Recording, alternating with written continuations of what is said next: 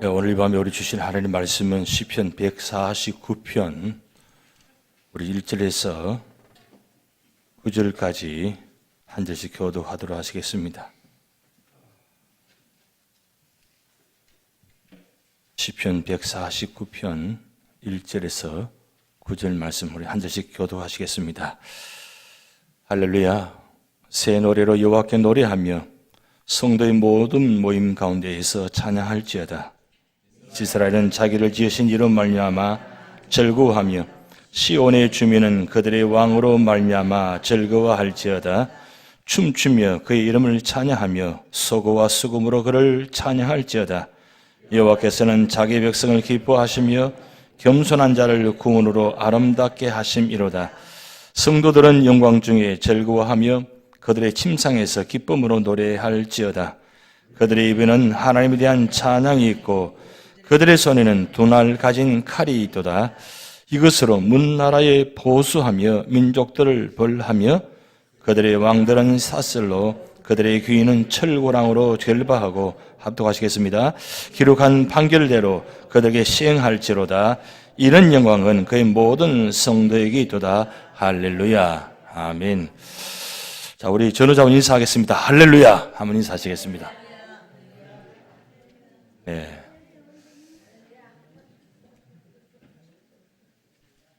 할렐루야입니까? 할렐루야입니까? 예, 할렐루야입니다. 할렐루야 의미는 두 가지 의미가 있다고 말씀드렸죠. 내가 하나님을 향해서 하나님을 찬양드립니다. 그런 의미고, 두 번째는 이웃을 바라보면서 찬양합시다. 찬양합시다. 그게 두 가지 의미가 있습니다. 어느 때 사용해도 상관없습니다만은, 그러나 이 할렐루야 할 때는 오직 찬양에 포점을 두고 할렐루야 하셔야 됩니다. 그래서 복 있는 사람은 어떤 사람이라고요? 예. 예, 복 있는 사람은 할렐루야 하는 사람입니다. 복이 없는 사람은 예, 절대로 할렐루야 못 합니다. 아무리 할렐루야 외치려고 해도 외치지 않습니다. 그게 복 없는 사람들이에요. 근데 우리는 이미 복을 받은 사람입니다. 오늘 시편 149편은 굉장히 유명한 이 시편인데, 특별히 이 시편 149편은 바사왕 고레스 왕 때 1차, 2차, 3차 포로 기원해서, 그리고 거기 와서 도착해서 모든 사람들이 기뻐하면서 그런 성전을 세우고 성벽을 세우고 그런 가운데서 너무너무 감사하고 축복이어서 어느 시편 기자가, 이 정화가 나오지 않으면 작자 미상입니다. 누가 지은지 모르지만 일반적으로 느헤미야 시대에 있으니까 느헤미야가 지었지 않겠나, 뭐 그렇게 추측을 한 바는 정확히 기록되지 않습니다. 그런데 그때에 느헤미야 시대 때에 성전에서 굉장히 성벽을 세우면서 낙성식 하면서 굉장히 찬양으로 통해서 영광 돌리는 그런 때, 그때 지은 시다, 그렇게 이야기합니다. 그런데 이 시가 왜 유명하냐면 마카비 시대 아니면 일반 전쟁 시대, 모든 전쟁 시대에 전쟁가로 불러졌다는 거예요. 이 시편이. 어때요? 시편 읽어보시니까 전쟁가로 부를 만한 시편인가요? 아닌 것 같아요?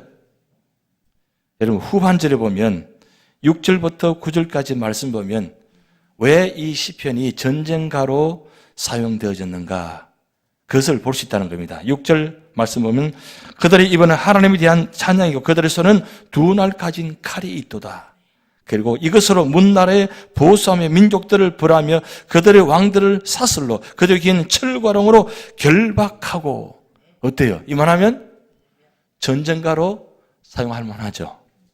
그러니까 시편 한 시편이 감사해서 기뻐서 기록한 시편인데, 이 시편이 후대로 내려오면서 전쟁가로 사용했다는 거예요. 특별히 유대인들은 전쟁에 나갈 때에, 사실은 유대의 역사는 전쟁의 역사입니다. 수많은 전쟁을 치렀습니다. 수많은 전쟁을 경험했습니다. 그런 경험과 그런 시대 속에서 이 유대인들은 이 시편 149편을 부르면서 전쟁에 나갔다는 거예요. 놀랍지 않아요? 결국 어떤 전쟁에서도 하나님을 찬양하면 승리한다. 어떤 고난과 역경 앞에 있다 할지라도 우리가 찬양하면 승리한다. 올 한 해 동안 어떻게 했습니까? 찬양하며 승리하셨습니까? 예. 2019년도 우리는 찬양하며 승리하셔야 돼요. 결국 우리의 무기는 무슨 무기입니까? 찬양과 말씀과 기도입니다. 이 세 가지 무기로 주셨어요. 찬양과 말씀과 기도. 세상의 무기는 아니죠. 세상의 무기는 어떤 무기입니까? 핵을 가져야만, 미사일을 가져야만, 총을 가져야만 전쟁에서 승리할 수 있습니다.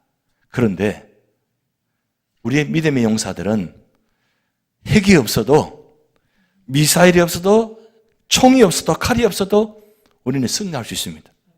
왜요? 전쟁을 주관하신 분은 누구시냐? 하나님이시기 때문입니다. 그래서 구약에는 만군의 여호와라 그랬어요. 만군의 여호와 하나님. 모든 민족을, 모든 군사들을 다스린 분이 누구시냐? 여호와 하나님이시라는 거예요. 그분이 누구의 하나님이라고요? 나의 하나님이십니다. 나의 하나님. 나의 하나님 때문에 내가 할 일은 총으로 나가 싸우는 것이 아니고, 핵을 가지고 싸우는 것이 아니고, 우리 할 일은 찬양하면서 말씀을 외치면서 기도하면서 나가는 거예요. 그러면 전쟁에 실제로 전쟁에서 싸우시는 분 누구시냐? 여호와 하나님께서 천군 천사를 보내셔가지고 한순간에 무너지게 만드시고 눈깔짝한 사이에 사실 또 상상도 못할 일들이 이루어진다는 사실이에요. 그 말씀을 구약 성경에 보면 다 기록되어 있어요. 구약에만 그런 일들이 있느냐? 오늘 우리에게도 이루어진다는 사실입니다. 지금 우리 조국 대한민국이 평화라는 이야기 하지만 지금 아슬아슬하잖아요. 근데 북한에는 핵이 있습니다. 남한에는 핵이 없어요. 그런데도 어때요? 아주 당당하잖아요. 아주 대단합니다. 누구 백 믿고 있어요? 아니, 미국 백을 믿고 있잖아요. 미국 백을 믿고 있잖아요. 그런데도 뭐 실제로 가보면 미국 백을 믿지 않아요. 누굴 믿고 있느냐? 가만히 들여다보면 북한을 믿고 있는 것 같아요. 이게 요즘 헷갈립니다. 근데 중요한 건 아무리 이 세상에 핵을 많이 가졌다 할지라도 그거 가지고 이길 수가 없습니다. 여러분, 그 핵 가지고 이길도 생각하십니까? 아닙니다. 절대 아닙니다. 하나님이 하라고 하셔야 합니다. 전쟁의 모든 것도, 단추 누르는 것도 하나님께서 하라고 하셔야 돼요. 그게 다 하나님께서 움직이셔야 돼요. 결국 이 세상 역사는 내 마음대로 되는 게 하나도 없어요. 결국은 하나님께서 하셔야 되는데, 이 느헤미야 시대에 이 시편 기자가 그 포로 기원하면서 와서 예루살렘 도착해서 성전이 세워지고 성벽이 세워지고 낙성식하면서 찬양하는 그 모습 가운데서 이 하나님께서 이 모든 역사를 만드셨다. 그래서 오늘 제가 그림을 하나 보여드립니다. 여러분 다 보여드릴게요. 그 유인물 DP를 보면 그림이 다 있어요. 무슨 그림입니까? 바로 구약의 성경 역사의 그림입니다. 우리가 제자 훈련 때 계속해서 배우는 겁니다. 여러분, 출발이 어디서부터 출발됩니까? 갈 때 우로부터 출발해가지고 위에 올라가서 하란으로 해서 애굽으로 내려와서 그걸 시내사로 해가지고 그대로 광야를 지나가지고 요단 동편에서 들어갑니다. 이게 과연 몇 년 역사일까요? 몇 년의 역사입니까? 약 한 3,000년 역사입니다. 3,000년의 역사. 아브라함 하나님 부르심 받아서 출발하는 그때부터 시작해서 지금 포로 기원에서 다시 가나안 땅으로 들어온 이 순간까지의 그림의 역사, 이 모습입니다. 근데 여러분 한번 자세히 한번 들어보시면 한 가지 놀라운 점이 하나 있는데, 출발이 어디에 있어요? 갈대아 우르부터 출발했습니다. 근데 이 우르가 아브라함의 고향이에요? 데라의 고향입니까? 둘 다 틀렸어요. 아브라함도 데라도 하란에 온 고향입니다. 하란에서 아브라함이 태어났습니다. 그리고 데라가 하란에서 살다가 우르로 이주했습니다. 이주해서 살다가 다시 하란으로 컴백합니다. 그게 바로 창세기 12장 1절에 하나님께서 아브라함을 부르실 때 어디서 부르셨느냐? 우르에서 부르신 것이 아니라 갈 때 하란에서 불렀습니다. 그래서 내 고향이라고 단어가 나옵니다. 고향. 아브라함의 고향이 어디냐? 태어난 곳입니다. 태어난 곳이 바로 하란입니다. 하란에서 부르심 받았는데, 그런데 이 하란에서 부르심 받기 전에 이 데라 가족이 우르 지방으로 이동했습니다. 우르 지방에서 살다가 정확하게 몇 세에 아브라함 데라 가족이 이동했는지는 정확히 나오지 않습니다. 일반적으로 학자들이 이야기하기를 아브라함이 60세 정도 되어서 하란으로 이동했지 않겠나, 그렇게 일반적으로 이야기합니다. 그리고 75세 하란에서 하나님 부르심 받습니다. 그런데 가만히 역사를 보면 이 우르에서 그림이 시작돼서 다시 돌아가서, 그리고 가나안 땅으로 들어가서 가나안 땅에서 다시 어디로 갑니까? 바벨론으로 갑니다. 그런데 이 바벨론이 어디냐?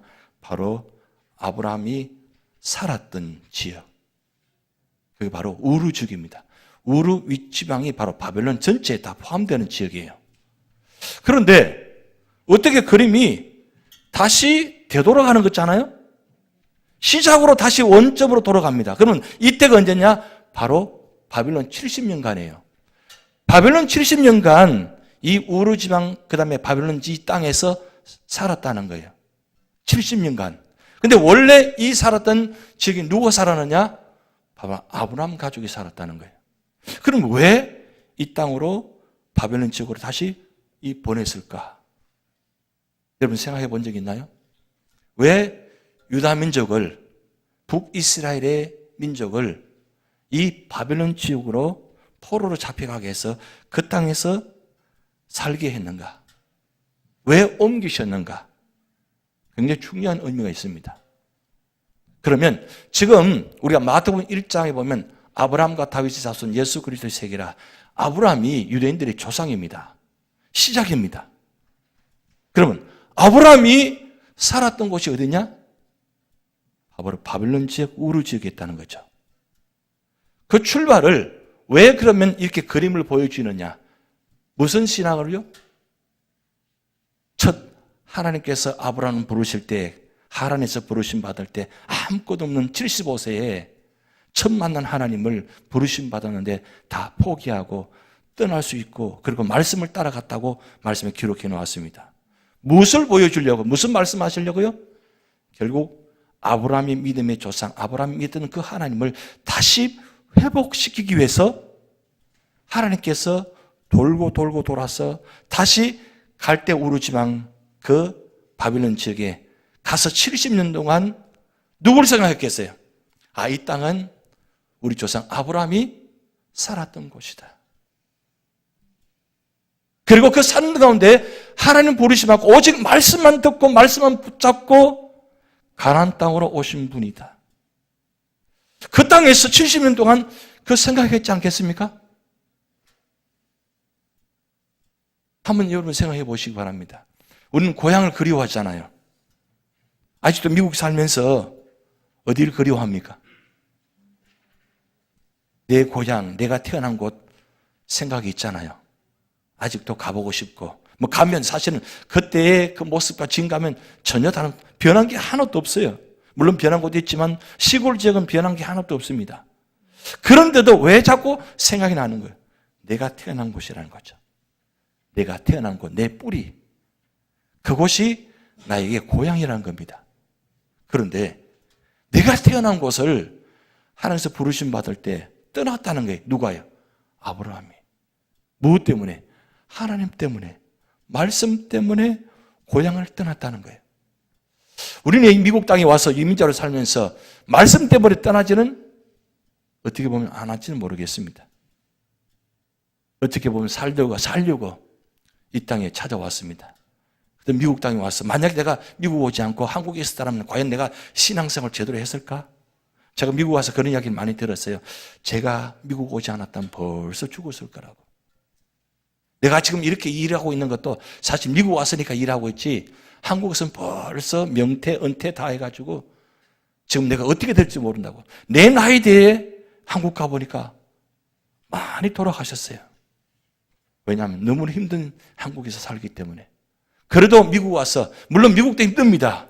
힘들지만 그래도 교회 안에 들어와서 신앙생활 하면서 내가 지금까지 지내온 것 가만히 생각해 보니까 다 주님의 은혜라는 거. 내가 이곳에 있던 것은, 여기까지 지켜온 것은 결국 신앙 따라왔다는 거, 믿음 따라왔다는 거, 말씀 따라왔기 때문에 내가 오늘 이 자리에 있다는 거. 이게 얼마나 큰 축복이에요. 저는 이 그림을 보면서 우리 인생의 모습이다. 창세기부터 말라기까지 이 39권의 이 구약 성경의 모습을 보면서 이스라엘 백성들이 그 모습을 보면서 결국 우리의 모습과 똑같다는 거죠. 그래서 오늘 시편 기자는 오늘 1절부터 6절까지 5절까지, 6절까지, 7절부터 10절까지 두 개로 나누면서 첫 번째부터 6절까지는 이스라엘 승리에 대한 찬양입니다. 하나님께서 이 말씀을 또 승리하게 하셨다는 거예요. 물론 여러분 갈대 우루 지방 떠나서 하란을 통해서 애굽 가서 애굽에서 시내산 내려와서 광야 38년간 돌다가 다시 요단통에 가서 요단평편에서 가나안 땅을 들어가서 또 340년 동안 이 사사기 지대를 거쳐나가면서 고통을 당합니다. 이 모든 역사 속에 결국 어떻게 됩니까? 통일왕국 시대가 이루어졌는데 그 귀한 축복의 역사, 그런데 솔로몬 왕 아들 르호보암이 하나님의 말씀을 순종하지 않으니까 북이스라엘 남유다 나눠지면서 위에 그러면 아수르로 포로로 잡혀가고 남유다는 바빌론으로 잡혀갑니다. 근데 북이스라엘은 포로 1차, 2차 포로로 잡혀가면서 나라 자체가 없어져 버립니다. 흩어져 버립니다. 완전히 흩어버립니다. 왜 그렇게 된 겁니까? 하나님을 떠나고 우상을 섬기니까 결국 하나님께서 흩어버리시는 거예요. 그런데 남유다는 그래도 이스미 왕 중에 8명 왕이 그래도 선한 왕으로 기록되게 했다는 거예요. 하나님께서 그 선한 왕들을 기록을 통해서 하나님께서 보존케 하시고 결국 남유다가 바벨론 통해서 멸망을 당하지 완전히 멸망시키지 아니하시고 이 바벨론 땅에 원래 아브라함이 데려가지고 살았던 그 땅에 보내서 70년 동안 뭘 회복시키는 거예요? 신앙을 회복하게 하시는 거예요. 아브라함이 말씀을 따라갔던 그 신앙을, 믿음의 조상 아브라함을 다시 한번 회복할 수 있는 자리가 이 바벨론 지역에 있다는 거예요. 그래서 성경에 보면 이사야 예레미야 말씀 보면 포로 잡혀갔다 하지 않고 옮겨 놓았다 그랬어요. 옮겨 놓았다 그랬어요. 그만큼 하나님께서 믿음의 사람은 남은 자를 하나님께서 보호하신다는 거예요. 그래서 결국은 어떻게 됐습니까? 70년 후에 530년에 바사왕 고레스를 통해서 1차 포로 기원을 하면서 성전이 세워집니다. 그리고 성벽이 세워집니다. 그러면서 시편 149편을 기록하게 하셔서 승리에 대한 찬양하는 거예요. 승리에 대한 찬양. 그래서 1절 말씀 보면 할렐루야 새 노래를 여호와께 노래하며 성도의 몸 가운데서 찬양할지어다 그랬어요. 여러분 새 노래로 찬양할지어다 그랬어요. 여러분 이 새 노래는 말은 두 가지 의미가 있습니다. 지난주에도 말씀드렸지만 새 노래는 첫째는 새롭게 곡을 만들어서 지은 노래를 새 노래라고 합니다. 근데 두 번째 새 노래는 곡은 같은 곡이지만 첫 마음으로, 첫 회복된 마음으로, 신앙의 마음으로, 믿음의 마음으로, 기도하는 마음으로, 하나님을 사랑하는 마음으로 찬양하는, 그게 바로 새 노래예요. 우리는 똑같은 노래 부르면 그냥 그렇게 지나가잖아요.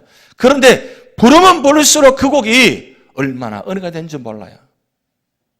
여러분 찬송가 304장 나 같은 죄인 살리신 주 은혜 놀라와, 이게 얼마나 놀라운 곡입니까? 얼마나 많이 아는 곡입니까? 그런데 이 그런 곡들은 언제 어디서 불러도 은혜가 돼요. 특별히 고난 가운데 있는 성도들이 그 고난 가운데 부르는 이 나 같은 죄인 살리신, 오늘 4주를 가까이 하게 하면 찬송 불렀습니다. 그 4주를 가까이, 그 곡이 얼마나 유명한 곡입니까? 특별히 이 곡이 더 유명한 곡이 된 건 무엇입니까? 타이타닉 호에서 마지막 그 연주하는, 침몰하는 가운데도 4주를 가까이 연주하는 장면, 여러분 생각납니까? 온 세계 사람들에게 그 타이타닉 보면서 그 마지막 침몰하는 가운데도 마지막까지 연주하면서 물속으로 들어가는 장면 여러분 보셨잖아요. 이 찬양이, 그게 바로 새로운 찬양, 새 노래예요. 뜨거운 심정으로, 뜨거운 가슴으로, 뜨거운 사랑으로 주님을 마지막 순간에, 아니 죽음을 앞에 있다 할지라도 주님을 찬양하는 그 모습, 그게 바로 새 노래예요. 오늘 시편 기자가 1절부터 6절까지 이런 말씀을 기록한 이유가 여기 있습니다. 춤추며 소고와 수금으로 그를 찬양하고 온갖 악기를 다 동원해서 찬양할 수밖에 없는 이유가 무엇입니까? 너무너무 감사하다는 거죠. 그런데 시편 기자가 단순히 그냥 현재 이것만 기억하고 찬양하는 것이 아니라 지금 여러분 보시는 이 이스라엘 전체 우르 지방에서 하란에서 애굽에서 돌아온 이 약 한 3,000년간의 이 수많은 역사를 다 아우른다는 거예요. 그게 내용이 이 속에 다 포함되어 있다는 거예요. 그 가운데서 생각하니까 너무너무 감사하잖아요. 오늘 2018년 마지막 수요 예배입니다. 마지막 수요 예배에 이 자리에 앉아서 예배 드린 것만 해도 얼마나 감사해요. 이거 한 가지만 해도 우리는 감사 찬양할 수밖에 없어요. 이 시간 나와서 우리가 4주를 가까이 하게 하면 야곱이 돌베개에 잠깐 이 가사가 얼마나 은혜스러워요. 그게 우리 신앙의 모습이에요. 시편 기자의 모습이나 오늘 우리의 모습은 딱 똑같은 모습이에요. 지나온 것 다 주님의 은혜라. 주님께서 인도하셨음을 감사합니다. 지난 세월을 되돌아보니까 이민자의 지금까지 세월을 보니까 40년 전에 30년 전에 내가 미국 땅을 밟을 때 그 첫 밟은 땅 그때부터 지금까지 되돌아보니까 어때요? 정말 기가 막힌 삶을 살아왔잖아요. 책을서도 몇 권 서실 내용들이 많이 있잖아요. 수많은 세월 동안 수나 아픔과 고난 역경 가운데도 오늘까지 인도하신 그 하나님의 은혜 찬양 안 할 수 있나요? 찬양 할 수밖에 없잖아요. 왜요? 너무 은혜 감사하니까, 감격하니까. 그런데 오늘 6절부터 7절부터 10절, 9절까지는 무슨 내용이냐면 그 말씀이 결국은 그 수많은 세월 동안 그 수많은 고난과 역경이 있었는데 그때마다 전쟁이 있고 아픔이 있고 고통이 있었는데 하나님께서 다 물리쳐 주셨다는 거예요. 그 내용을, 그 찬양을 지금 하고 있습니다. 미래의 임할 대적까지도 말씀하고 있습니다. 사실은 여호수아 시대에 그 사사 시대에 이루어진 수많은 전쟁들, 그리고 사울, 다윗, 솔로몬, 그 통일 왕국 시대에 세 명의 왕들을 통해서 얼마나 많은 전쟁이 있었습니까? 그리고 북이스라엘 남유다 나눠지면서 북이스라엘 20명의 왕과 남유다 20명의 왕, 그 40명의 왕들의 역사 속에서 수많은 전쟁들이 있었잖아요. 수많은 전쟁 가운데 있었는 가운데도 하나님께서 그때마다 기도할 때마다 역사하시는 그 장면들, 다 물리친 건 누가 물리치신 겁니까? 하나님이 물리치셨다는 거예요. 그런데 하나님이 간섭하지 아니하고 버려두시면 다 실패하고 다 무너지고 처참하게 죽어갔다는 사실입니다. 그런데 기도했더니 찬양 가운 입고 성가대가 나가서 찬양하였더니 승리하게 하시는 모습, 기도했더니 하나님께서 놀랍게 역사하시는 것, 여호수아가 기도했더니 해가 동철에 떠올라서 지지 않게 만드신 그 하나님, 그런 수많은 전쟁 가운데도 하나님께서 다 물리치시고 이겨내게 하셨다는 사실입니다. 그것을 지금 이 느헤미야 시대에 시편 기자가 와서 사실을 되돌아보니까 이건 다 하나님께서 하신 일이다. 어떻게 다시 되돌아올 수 있어요? 바벨론 땅에서. 여러분 1차 포로기환 538년에 바사와 고니스 왕이 칙령을 내렸습니다. 그리고 1년 후에 537년에 1차 포로 기원합니다. 그리고 536년에 성전을 세웁니다. 성전을 세운 이 시점이 70년간의 마지막 역사예요. 605년에 1차 포로로 잡혀갈 그 시대부터 해가지고 536년 해서 70년간입니다. 1차 포로 기간 때 돌아왔을 때 그분들의 마음은 어땠을까요?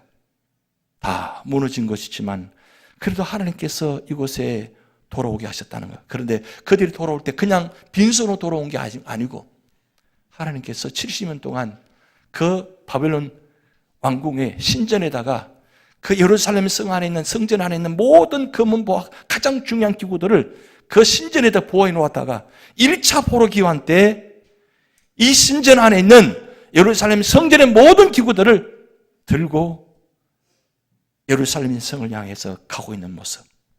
그리고 그들이 도착해서 그것을 가지고 성전을 세울 때 그들의 마음은 어땠을까요? 얼마나 기뻤을까요? 얼마나 감격했을까요? 거기다 성비까지 세웁니다. 다시 원래의 모습으로 되돌아 회복되어진 모습입니다. 이 모든 일을 하신 분은 누구시냐? 바사왕 고레스가 한 것이 아니고 하나님이 하셨다는 사실이에요. 하나님께서 하셨습니다. 그렇다면 오늘 우리가 말씀을 되돌아보고 말씀을 적용해서 오늘 이 시점에 우리 교회를 바라보면 어떻습니까? 이렇게 세워진 것 하나님께서 하신 것입니다. 내가 한 것이 아니라 하나님께서 세우셨습니다. 우리에게도 그 포로 역사, 고통 역사도 있었잖아요. 오히려 그것 때문에 우리가 다시 한번 신앙으로 회복되게 하고 그 아브라함의 신앙을 회복하게 하시고 그래서 다시 한번 기도의 자리를 지킬 수 있다는 은혜, 그런 믿음의 자리에 있었기 때문에 오늘 우리 교회가 이렇게 세워져 가고 있습니다. 결국 이 모든 일은 누가 하신 거냐? 하나님이 하시고 계십니다. 그리고 앞으로도 하나님께 하실 것입니다. 그러니까 오늘 바로 우리는 9절 말씀에 기록한 판결대로 그들에게 시행할지로다. 이런 영광은 그의 모든 성도에게 있도다. 할렐루야. 성도. 이 성도는 말은 참 귀한 단어입니다. 성도. 거룩한 성도. 하나님 앞에. 그래서 사실은 목사, 장로님, 권사님, 집사님보다 더 귀한 부름은 성도입니다. 성도. 얼마나 귀한 직분입니까? 귀한 은혜입니까? 우리를 성도로 바라보신다는 거예요. 성도. 그러면 2019년도 앞두고 있는데 우리가 어떻게 살아갈 것인가? 어떻게 해야 승리할 것인가? 결국 한 가지밖에 없다는 거죠. 할렐루야 하면 승리합니다. 할렐루야. 우리 앞에 놀랄 일들이 얼마나 많습니까? 어려운 일들이 얼마나 많습니까? 현재도 우리 삶의 자리에 아픔과 어려운 일들이 수만 곳곳에 다 있습니다. 그런데도 우리가 이렇게 나와서 예배 드릴 수 있는 것은 무엇입니까? 하나님 때문에 하나님께 뭘 맡기고 하나님을 의지하고 하나님께서 이 문제를 해결해 주실 믿기 때문에 나와서 예배 드리는 거예요. 내가 하는 것이 아니라 하나님께서 하셔야 되기 때문에. 근데 우리가 할 일은 무엇이냐? 기도의 자리에 말씀의 자리를 지키면 하나님은 그 시간에 일을 하고 계신다는 거예요. 그래서 우리는 언제나 찬양과 말씀과 기도로 무장해서 나가야 돼요. 2019년에도 찬양과 말씀과 기도 가운데 하나님 놀라운 승리가 여러분 가정에, 여러분 삶의 자리에 있을 줄 믿습니다. 우리 찬양하시겠습니다. 주님 다시 오실 때까지 나는 이 길을 가리라.